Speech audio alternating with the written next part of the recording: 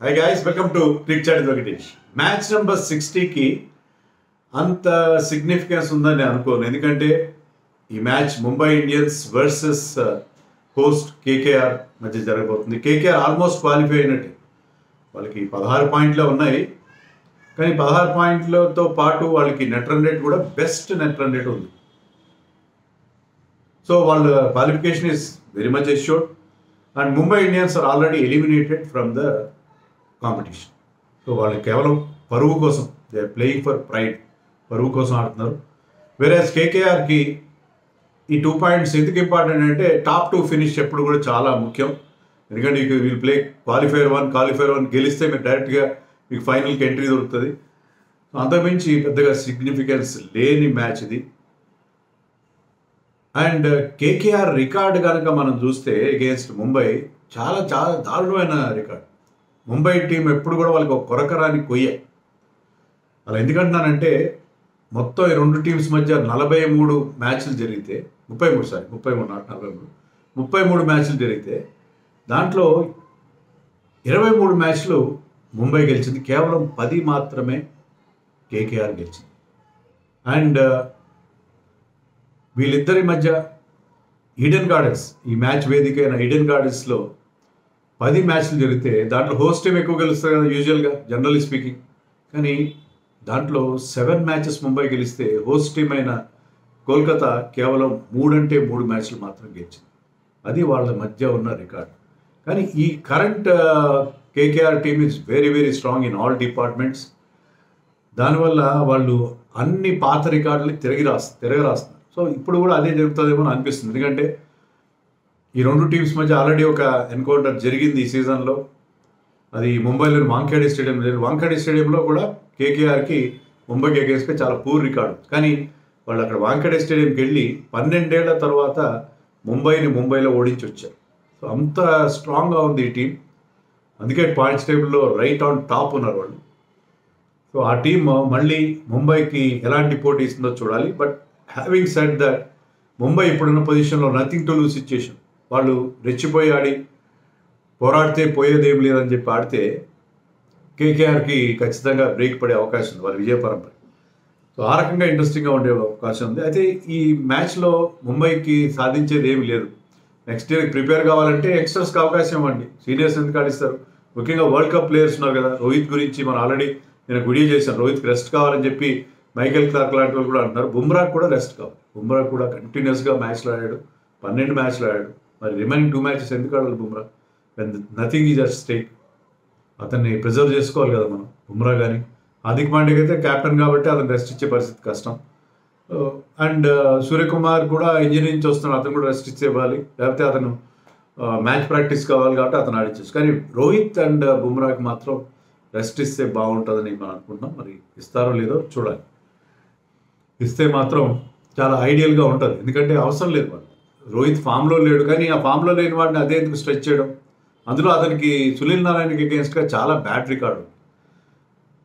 ఈ సీజన్లో జరిగిన ఫస్ట్ మ్యాచ్కి ముందు సునీల్ నారాయణ్ అతను 9 టైమ్స్ అవుట్ చేస్తే ఈ సీజన్లో కూడా సునీల్ నారాయణకి 10వ దొరికిపోయాడు. ఒక ప్లేయర్ 10 సార్లు ఒక బౌలర్కి అవుట్ అవడం ఈ ఫార్మాట్లో అంటే చాలా చాలా poor record. So why should Rohit continue that poor record against Sunil Narine? So అందుకని రోహిత్కి రెస్ట్ ఇస్తే బాగుంటుంది. అంటే పాజిటివ్గా మీరు ఆలోచిస్తే సునీల్ నారాయణ్ మీద ఎదురుదాడి చేసి రోహిత్ తన ఫామ్ సంపాదించుకుంటాడా చెప్పలేము. ఎందుకంటే లాస్ట్ 5 or 4 ఇన్నింగ్స్లో అతనికి అన్ని సింగిల్ డిజిట్ స్కోర్స్ ఏమైనా, వాటిలో ఒకే ఒక డబుల్ డిజిట్ స్కోర్ ఉంది, అది కూడా 11 మాత్రం. సో అతను ఒక లాస్ట్ 4-5 మ్యాచెస్ నుంచి చాలా చాలా పూర్ ఫామ్లో ఉన్నాడు రోహిత్. మరి అతను ఆడిస్తారో లేదో చూడాలి. ఆడించకపోతే బెటర్. బుమ్రా కూడా ఏంటంటే అది రెస్ట్. బుమ్రా సూపర్ ఫామ్లో ఉన్నాడు, పర్పుల్ క్యాప్ రేస్లో ఉన్నాడు, నో డౌట్. కానీ పర్పుల్ క్యాప్ కంటే కూడా అతను రెస్ట్, అతను ఫ్రెష్గా వరల్డ్ కప్ వెళ్ళడం చాలా అవసరం మనకి. సో ఆ నేపథ్యంలో వాళ్ళకి రెస్ట్ ఇస్తారా? లేకపోతే ఏముందిలే, ఈ 2 మ్యాచ్లే కదా, మే 17 తర్వాత ఎలాగో వీళ్ళకి ఒక 2 వారాలు మినిమం రెస్ట్ దొరుకుతుంది కదా. అంత అవసరం ఉందా అని అంటే మరి చెప్పండి. ప్లే ఆఫ్స్కి వెళ్ళట్లేదు కదా, కాబట్టి వీళ్ళకి మిగతా ప్లేయర్స్ కంటే కొంచెం ఎక్స్ట్రా రెస్ట్ దొరికే అవకాశం ఉంది. Those you are playing for India in the world cup. So అది విషయం. ఈ రెండు టీమ్స్లో మరి ఎవరికి విజయ అవకాశాలు ఉన్నాయి? Definitely KKR looking very very strong. ముఖ్యంగా వాళ్ళకున్న ఇద్దరు X factor players, Caribbean all rounders. Sunil Narine బ్యాట్తో బాల్తో కూడా అదరగొట్టేస్తున్నాడు. అతను ఈసారి ఆరెంజ్ క్యాప్, పర్పుల్ క్యాప్ రెండూ గెలుచుకున్నా మనం ఆశ్చర్యపోవాల్సిన అవసరం లేదు. ఇంతవరకు ఐపీఎల్ చరిత్రలో గత 16 సంవత్సరాలుగా ఎప్పుడు చూడలేదు ఆ రికార్డ్. ఒకే player orange cap, purple cap గెలుచుకోవడం. ఇప్పటికీ అతను టాప్లో అయితే లేడు కానీ కంటెన్షన్లో ఉన్నాడు. 2 క్యాప్స్కి చాలా పోటీలో ఉన్నాడు అతను. సో ఈ రిమైనింగ్ మ్యాచెస్లో, ఎందుకంటే ఈ will play the play offs కూడా కదా, so you will have more opportunities to have a go at both the caps. So తన ఆల్రౌండ్ కేపబిలిటీస్ బ్రహ్మాండంగా ప్రూవ్ చేసుకోవడానికి అదొక మంచి అవకాశం. అలాగే ఆండ్రే రస్సెల్కి పెద్దగా బ్యాటింగ్ రావట్లేదు. వీళ్ళు బ్యాటింగ్ అంత బాగుంది కాబట్టి, కానీ బౌలింగ్లో అదరగొట్టేస్తున్నాడు. బౌలింగ్లో ప్రతి మ్యాచ్లో వికెట్స్ తీస్తున్నాడు. And he is working out the slower ones very well. So Indian pitches మీద ఎలా వేయాలో అతనికి తెలిసి వస్తుంది.